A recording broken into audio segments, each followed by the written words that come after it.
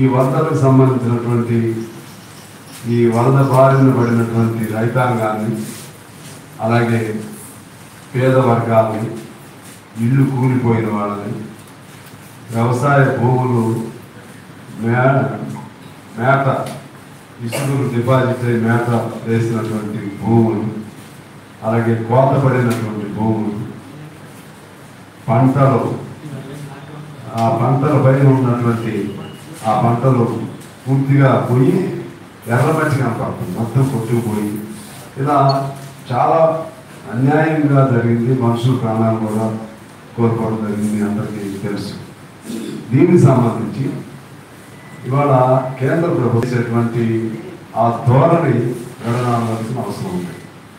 ఇది భారతదేశంలో ఉన్న ప్రజలు మొన్న కిషన్ రెడ్డి గారు వాళ్ళు పర్యటన జరిపి ముందు మీ యుటిలిటీ పాత యుటిలిటీ సర్టిఫికేట్ అంటే పాత ప్రభుత్వం ఖర్చు చేసినటువంటి యూసీ అంటే యుటిలిటీ సర్టిఫికేట్ మీరు ఇవ్వండి.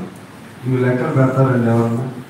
ఈ టైంలో యుటిలిటీ సర్టిఫికేట్ ఇవ్వబోతే ఈ రైతు మీరు ఆ యుటిలిటీ సర్టిఫికేట్ పాతది లోడ్ బాటిల్తో వాళ్ళు సరైన సమయంలో వాళ్ళు ఇవ్వలేదు. తీసుకోవాలి కదా. ముందు తక్షణం మానవత్వంగా నేను ఇంత కేంద్రం నుంచి ప్రకటన చేస్తున్నాం అనే అంటామనేది బాధ్యత. తప్పించుకోవడానికి నెపం నుంచి చేయడం అనేది రాజకీయం చేస్తావా, మానవత్వంతో సహాయం చేస్తావా? అది కేంద్ర ప్రభుత్వం తెలుసుకోవాల్సినటువంటి అవసరం ఉంది. ఖచ్చితంగా కేంద్ర ప్రభుత్వం మేము డిమాండ్ చేస్తున్నాం. తెలంగాణ వరదల్ని, మన రాష్ట్రంలో పట్టిన వరదలను గతంలో ఎప్పుడు లేని విధంగా, ముఖ్యంగా ఆ జిల్లాలో అసలే లేదు. ఎప్పుడు ఆ జిల్లాలో మా కబూరు ఒకటే అప్పుడప్పుడు ఉంటుంది, కానీ జాతీయ విపత్తు కింద ప్రకటన చేసి కనీసం 6,000 కోట్ల రూపాయలు రాష్ట్ర ప్రభుత్వం అడిగిన మేరకన్నా ఇవ్వండి.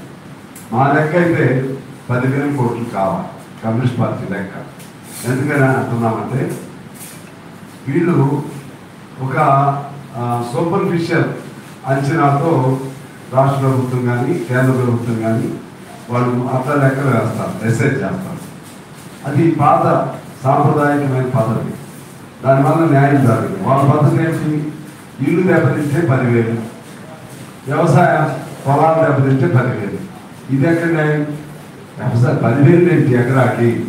ఇల్లు దెబ్బతింటే 10,000 ఏంటి? ఇది పాత పద్ధతుల్లో పనికిరానటువంటి అశాస్త్రీయమైనటువంటి లెక్కలు. శాస్త్రీయమైనటువంటి లెక్కల్లో కనీసం మేము అనుకున్నాం 10,000 కోట్లైనా ఇవ్వండి. ఇవ్వటం ద్వారా మీరు ఆల్రెడీ మీరు ఎలిమినేట్ చేశారు, గ్రామాలు తిరిగారు. ఇమ్మీడియట్గా మొత్తంగా నష్టం ఎంత ఉందనేది మీకు అంచనా ఉంది. నష్టంలో ఒక రైతు నష్టం పోయినా, లేకపోతే ఒక సామాన్యుడు ఇల్లు కోల్పోయినా మొత్తం నష్టంలో అట్లీస్ట్ సగమైనా సరే ఇవ్వాల్సిన బాధ్యత వాళ్ళకు ఉంది. అది మా డిమాండ్. నష్టాన్ని బట్టి పరిహారం ఇవ్వాలి, రిలీఫ్ ఇవ్వాలి, సహాయం చేయాలి తప్పితే ఒక గంప కొత్తగా 10,000 రూపాయలతో న్యాయం జరగదు. ఇది మా డిమాండ్. నష్టం అంటే వ్యవసాయానికి మేత వేస్తే అది బాగు చేసుకోవాలంటే ఎకరాకి కనీసం 50,000 అన్న పడుతుంది. కోత పడుతుందంటే వాగుగొట్టలో ఉన్న భూములు కోత వేసి ఆ మట్టి మొత్తం కొట్టిపోయింది.